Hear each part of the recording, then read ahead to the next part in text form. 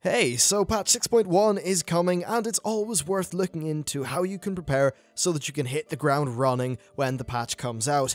In this video, I'll go over 6 things that should benefit you when 6.1 finally drops. Though it is worth noting that there is some stuff planned going on the Iron Docks, but that's not on the PTR yet, so this is really just covering mainly the Garrison stuff and some of the new systems that they're adding in. So the first thing that you're really going to want to do is to stockpile your Garrison resources. You just need to start doing this on every character now. In patch 6.1, a whole bunch of changes are happening. First of all, you will be able to purchase additional Apex's daily quests for Garrison resources. Essentially, it costs 200 Garrison resources currently in the PTR, and it will give you an extra Apex's daily, which will give you 800 crystals. So if you want to farm up crystals, that's a pretty good way of doing it, and it will cost you Garrison resources.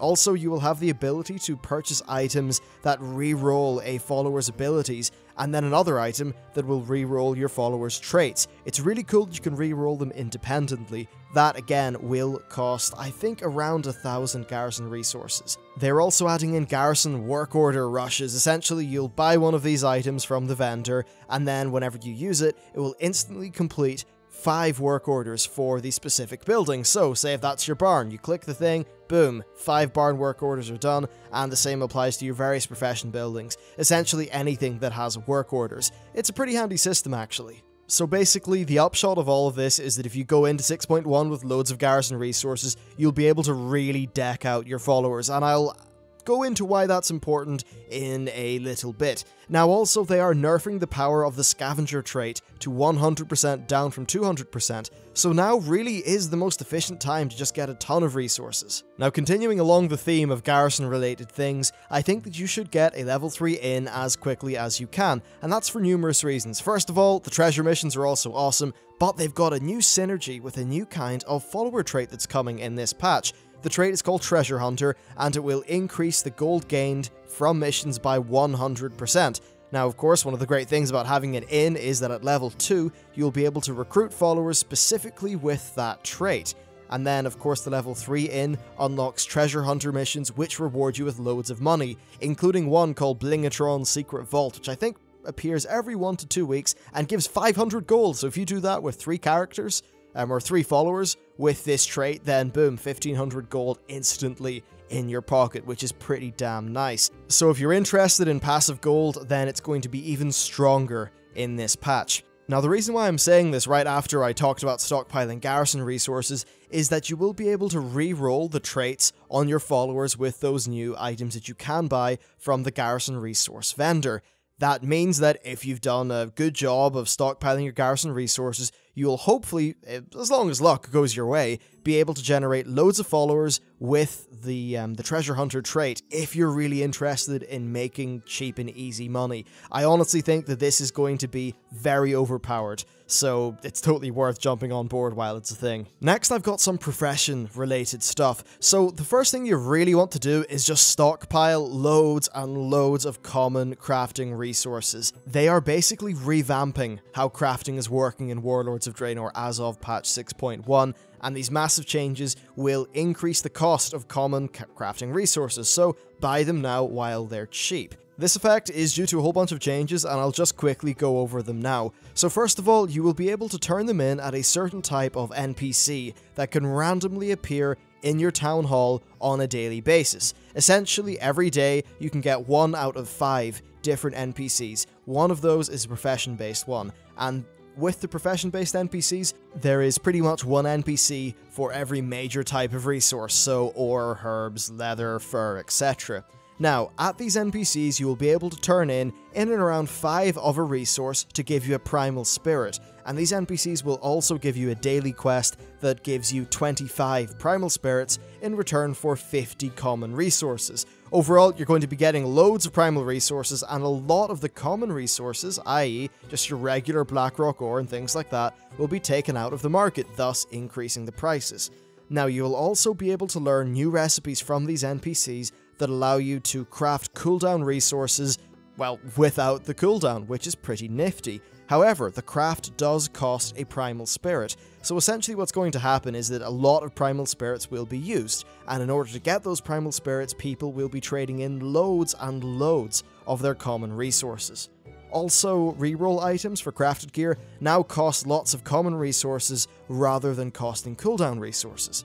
So overall what we see here is that lots of common resources are being taken out of the market, basically being turned into primal spirits, and that will drive the price up. Right now the price is essentially rock bottom for those resources, so if you buy them now, it will be a lot cheaper than it will be in patch 6.1. And next, while we're vaguely on the topic of profession things, it's time to talk about Savage Bloods. I think you should sell these off now while the price is still sort of high. Basically, Savage Bloods are going to be far more obtainable in the next patch. Being able to get the primal spirits from the common resources that I talked about in the last point will mean that people will be buying more Savage Bloods for 50 spirits at the spirit vendor that's located in your garrison. Also, alchemists will be able to transmute a Savage Blood using 50 alchemical catalysts. Now, also the demand for blood will of course increase because Blizzard will be adding a 4th tier of crafted gear, but overall it does seem like the prices will go down.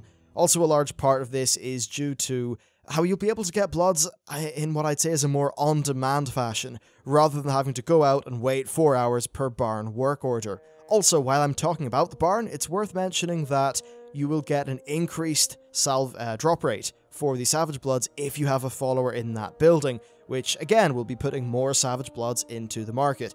Essentially, there will be more Savage Bloods floating around the place, which will drive up supply, and I don't think the demand will be able to keep pace with that, and overall I'd say that Savage Bloods might decrease in price a little bit, so it's probably worth selling them off now.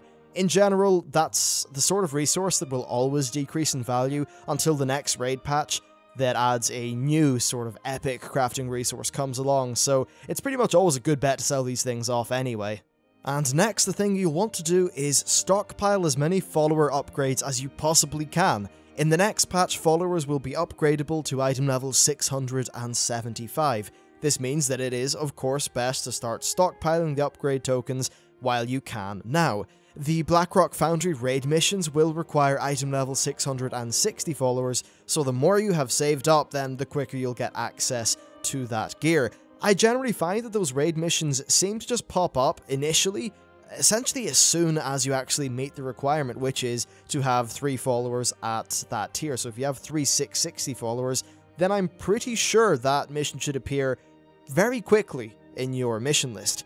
Now, it's also worth saying that the Salvage Yard is being nerfed in the next patch, and it will no longer drop armor or weaponry set tokens, i.e. the ones that upgrade you to a certain item level, such as Blackrock armor and gore-drenched weaponry. The Salvage Yard, though, will still drop regular +3, 6, or 9 item level tokens. Also in patch 6.1, you will be able to trade in Iron Horde armor scraps for either a weapon or armor token at the bunker/war mill. Also, the combination of having an inn and then the new treasure hunter trait means that I'm pretty sure a lot of new followers will be floating about the place, so you will want to be able to get them right up to speed as soon as you can. And finally, it's time to talk a little bit about the heirloom system. So heirlooms are returning in patch 6.1, and while this isn't necessarily something that's crazy overpowered, it's definitely something you should bear in mind now with patch 6.1 coming in the future. So you will be able to purchase base level 60 versions of the heirloom items for gold, and then you can upgrade their effective level for even more gold by basically just buying upgrade tokens. If you don't feel like spending the gold though, don't worry, there are options, one of which you can work on right now. This is especially worth thinking about because the upgrade tokens, at least for tier 2, cost about 1,000 gold each. That does mean that getting a full set of heirloom gear for a, particular stat and armor type is going to be decently expensive. Now, the first one that you should really think about is the Argent Tournament, because level 1 and 2 heirlooms will actually be sold there for champion seals. It might take a bit of effort to get them if dailies are something you really hate, but if it comes naturally to you and it's just something you enjoy, it is a pretty cost-efficient way of getting them. Now, buying the tier 2 ones is definitely a very good gold-saving measure that's definitely worth thinking about. Of course, you can also do that, that stuff now and just purchase them pre-6.1, and any heirlooms that are purchased pre-6.1 will be added to your heirloom collection, so if you want to get the Argent Tournament stuff, you can start working on that now. Also, heirlooms can be purchased using Dark Moon prize tickets, and multiple world events will also sell them. For an example, the Love is in the Air festival, actually for, I think it's 370 and then 470 prize tokens, or love charms, whatever the hell it is, will actually sell the level 90 and level 100 heirloom upgrades.